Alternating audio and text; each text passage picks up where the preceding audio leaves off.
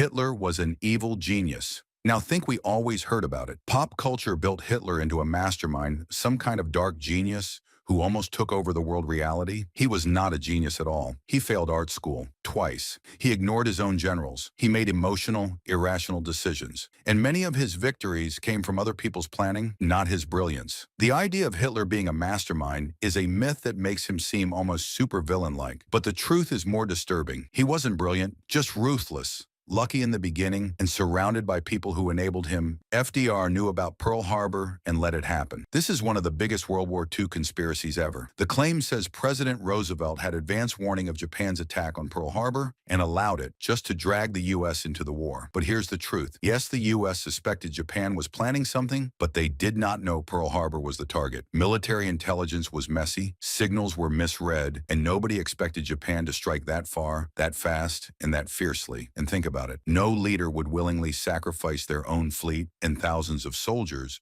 just to justify a war they were likely going to enter anyway. It wasn't a conspiracy. It was a catastrophic intelligence failure. America won World War II all by itself. This is one of the most common beliefs, especially in pop culture. Movies, games, and documentaries often show the U.S. swooping in heroically and taking all the glory. But the truth? America did not win the war alone, not even close. Yes, the U.S. helped turn the tide massively, but the Soviet Union was fighting a war on a scale we can hardly imagine today. The Eastern Front alone was larger than every other battlefield. Combined cities wiped off the map. Millions of soldiers are dead. The Soviets were fighting the majority of Nazi Germany's army long before American boots hit European soil. So no, it wasn't a one-country victory. It was a global effort and a brutal one. Winston Churchill was loved by everyone. Churchill is often portrayed as the cigar-smoking superhero who inspired Britain to victory. But here's what people forget. A lot of people actually disliked him. A lot. Yes, Churchill gave powerful speeches. Yes, he stood firm when England needed a leader, but he was far from universally adored. Right after the war, literally months after victory,